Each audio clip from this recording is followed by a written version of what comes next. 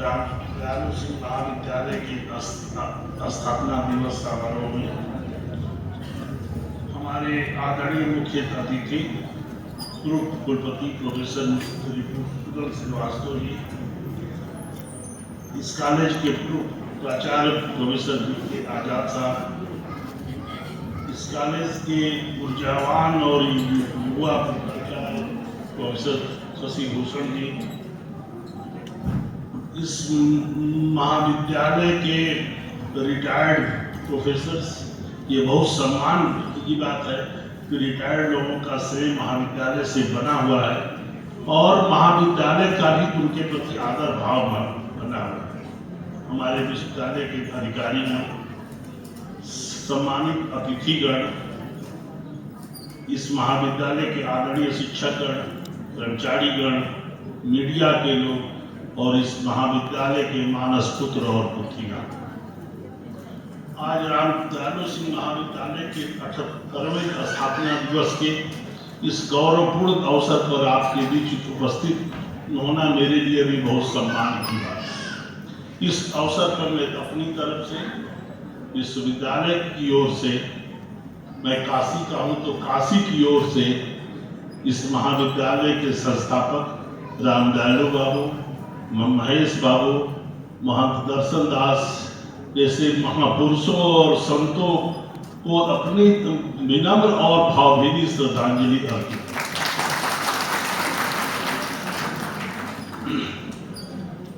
आज का दिन इस महाविद्यालय का केवल स्थापना का दिवस नहीं है, यह 78 वर्षों की ज्ञान साधना, संस्कार निर्माण और राष्ट्र निर्माण की गौरव गाथा का भी उत्सव है। लेकिन आज के दिन हमको एक बात भी स्मरण करना चाहिए, आत्मचिंतन भी करना चाहिए कि जिन संकल्पों के साथ, जिन उद्देश्यों के साथ हमने महाविद्यालय की स्थापना किया था, उन संकल्पों की कितनी पूर्ति हुई। मेरा पूरा विश्वास है कि इस 78 वर्षों में ऐसा कोई संकल्प बचा नहीं होगा जिसकी संकल्प सिद्धि न हुई हो। लेकिन आज हमको ऐसे भी संकल्प लेने की जरूरत है कि इस महाविद्यालय का वैभव और बढ़े, और महाविद्यालय का वैभव बढ़ेगा तो हमारे विश्वविद्यालय का वैभव भी बहुत बढ़ेगा। मैं चूंकि काशी से हूँ, काशी शिक्षा का केंद्र माना जाता है, 4-5 वहाँ विश्वविद्यालय है, लेकिन मैं ये मानता हूँ कि मुजफ्फरपुर भी काशी से कम शिक्षा का केंद्र नहीं। कितनी बड़ी बड़ी संस्थाएं हैं और लोगों ने कितने समर्पण भाव से, सेवा भाव से, राष्ट्र निर्माण के भाव से उन संस्थाओं का निर्माण किया था। अभी कुछ दिन पहले मैं लंगट से महाविद्यालय के स्थापना दिवस कार्यक्रम में भी था और मैं तो इस बात का, इस मुजफ्फरपुर का ऋणी हूँ 2 कारणों से। एक तो हमारा जन्म यहाँ हुआ है, इस धरती पर मैं पैदा हुआ हूँ, और दूसरा कि लंगट बाबू ने उस समय जब महामना काशी हिंदू विश्वविद्यालय की स्थापना कर रहे थे और लंगट बाबू अपने कॉलेज की अभी स्थापना कर ही रहे थे, ऐसा नहीं था कि पूरी तरह से स्थापित हो गया था। उस समय महामना के आह्वान पे, महाराजा दरभंगा के आह्वान पे लंगट बाबू 1 लाख रुपया जाके महामना को दे आए। जब लंगट सिंह कॉलेज की स्थापना दिवस में मैं आ रहा था तो मैंने गूगल पे सर्च किया कि उस समय का 1 लाख रुपया की आज वैल्यू क्या होगी, तो जवाब आया 80 करोड़ से 120 करोड़। एवरेज मैं मान लेता हूँ 100 करोड़। जो आदमी अपनी संस्था खुद ही बना रहा था, उस जाके दूसरी संस्था को 100 करोड़ दिया। आज 100 करोड़ में एक बड़ी संस्था खड़ी हो जाएगी। तो यह शिक्षा का बड़ा केंद्र था और उसका असर दिखता भी है, और खास करके मातृशक्ति में ज्यादा तो इसलिए आप सब लोग बहुत माने भाग्यशाली हैं कि मुजफ्फरपुर में पढ़ने का, मुजफ्फरपुर में रहने का, मुजफ्फरपुर में सेवा करने का आपको अवसर विद्यार्थियों से होती है जो समाज और राष्ट्र को दिशा दे रहे हैं। रामलालू सिंह महाविद्यालय ने हजारों ऐसे छात्र तैयार किए हैं जिन्होंने प्रशासन, शिक्षा, न्यायपालिका, साहित्य, राजनीति, विज्ञान और समाज सेवा के क्षेत्र में अपनी विशिष्ट पहचान बनाई है। इसलिए भी महाविद्यालय को बहुत बहुत बधाई, आप सबका वंदन और अभिनंदन। महात्मा गांधी ने कहा था, शिक्षा का अर्थ केवल अक्षर ज्ञान नहीं बल्कि शरीर, मन और आत्मा का सर्वांगीण विकास है। नई शिक्षा नीति 2020 भी इन्हीं विचारों को आगे बढ़ा रही है। शिक्षा का उद्देश्य केवल नौकरी प्राप्त करना नहीं है बल्कि एक ऐसा नागरिक बनाना है जो चरित्रवान हो, जो संवेदनशील हो, नवाचार करने वाला हो और समाज के प्रति उत्तरदायी हो। एक बात नई शिक्षा नीति में बहुत अच्छी है कि हमारी नई शिक्षा नीति ने जोर दिया है कि हमारी प्राइमरी और सेकेंडरी एजुकेशन हमारी मातृभाषा में, ये बहुत जरूरी है। जब हम मातृभाषा में शिक्षा ग्रहण करने की शुरुआत करते हैं तो तेजी से सीखते हैं। मैं मानता हूँ कि भाषा एक सेतु की तरह होती है। जब कोई बच्चा अपनी मातृभाषा में पढ़ता है तो वास्तव में अपनी जड़ों से जुड़ता है। जब वो वही बच्चा दूसरी भाषा सीखता है तो उसके सामने दुनिया के दरवाजे खुलते हैं। जब विश्व के अनेक देशों में शिक्षा की व्यवस्थित व्यवस्था नहीं थी तब भारत में तक्षशिला, नालंदा और विक्रमशिला जैसे विश्वविख्यात विश्वविद्यालय ज्ञान का प्रकाश लगा रहे। हमारी संस्कृति भी कहती है, सा विद्या या विद्या, अर्थात वही विद्या है जो मनुष्य को अज्ञान, भय, संकीर्णता और स्वार्थ से मुक्त करे। ज्ञान केवल सूचना नहीं है, ज्ञान वह है जो विवेक दे, जो विनम्रता दे, जो सेवा का भाव दे और जो समाज को आगे बढ़ाए। विद्यार्थियों, आज पूरी दुनिया artificial intelligence, robotics, biotechnology, data science, digital economy की ओर बढ़ रही है। लेकिन याद रखिए, यदि तकनीक के साथ नैतिकता नहीं होगी, बुद्धिमत्ता के साथ संवेदनशीलता नहीं होगी, यदि सफलता के साथ संस्कार नहीं होंगे तो विकास अधूरा रह जाएगा। इसलिए अपने जीवन का सूत्र बनाइए, knowledge plus skill plus character.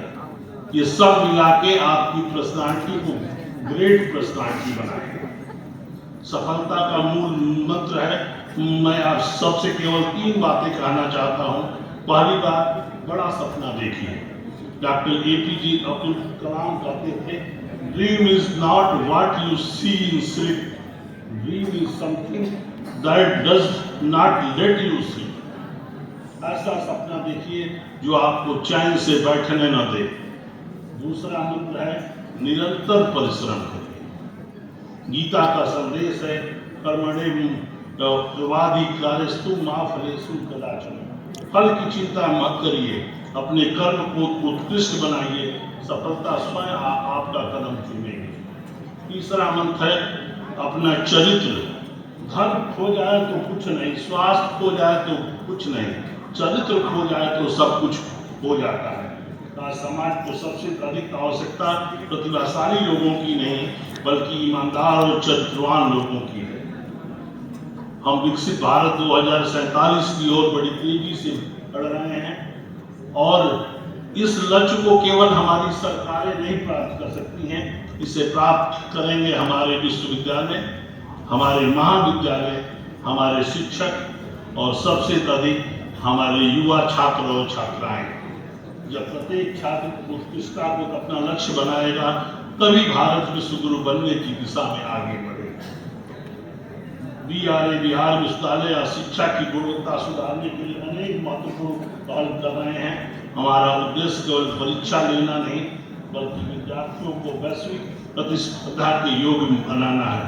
हमारे मुख्य अतिथि एक कटोरे साहब का उदाहरण दे रहे थे, लेकिन मैं आपको भरोसे के साथ ये कह सकता हूँ कि जो विश्वविद्यालय की परीक्षा व्यवस्था थी और हमारे वर्तमान परीक्षा नियंत्रक जिस मैंने लगन के साथ काम कर रहे हैं, तो इनकी लकीर उनकी लकीर से जरूर आगे और हम जल्दी ही परीक्षा की शुचिता को सर्वोच्च प्राथमिकता के साथ स्थापित करेंगे।